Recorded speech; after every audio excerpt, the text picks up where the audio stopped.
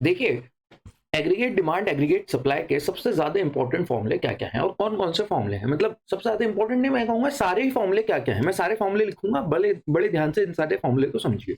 सबसे पहले है हमारे पास aggregate demand is equals to C plus आई।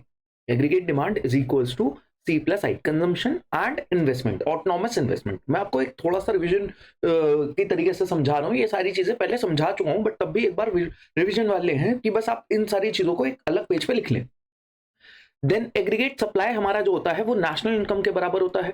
और हमें एक बात पता है, इनकम जो होती है वो हमारी या तो कंजम्पशन होती है या सेविंग्स होती है, मतलब income is equals to consumption plus savings.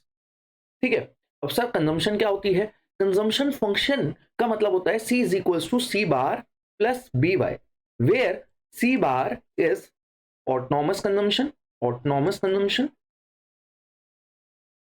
And B is MPC, B is equals to MPC. ठीक है।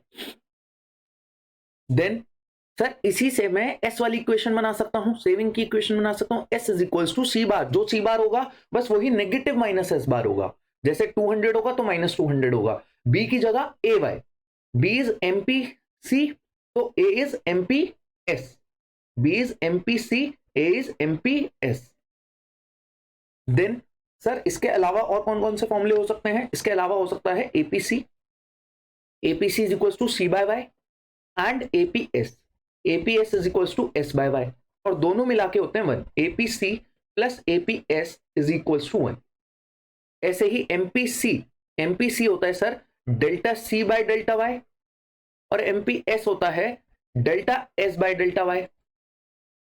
हमेशा याद रखिएगा ये भी दोनों मिला के एमपीसी प्लस एमपीएस ये भी मिला के 1 होते हैं, MPC plus MPS is equals to 1, और एमपीसी और एमपीएस 1 से ज्यादा नहीं हो सकते। ये मान लीजिए 0.0 से लेके 1 के बीच में ही लाई करते हैं, अगर ये 0.1 है 0.90, एमपीसी 0.3 है तो एमपीएस 0.7, एमपीसी 0.7 है तो एमपीएस 0.2।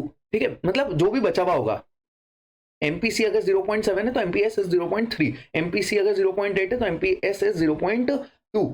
ठीक है, इस तरीके से होगा।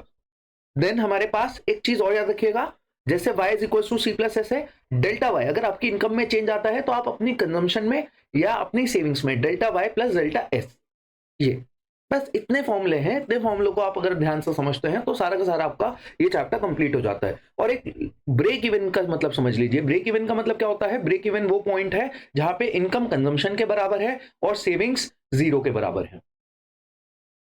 चलिए इसको एक बार अपनी एक अलग पेज पे नोट डाउन कर लीजिए, जिससे आप अच्छे से क्वेश्चंस को कर पाए, बहुत इजीली उन क्वेश्चंस को समझ पाए।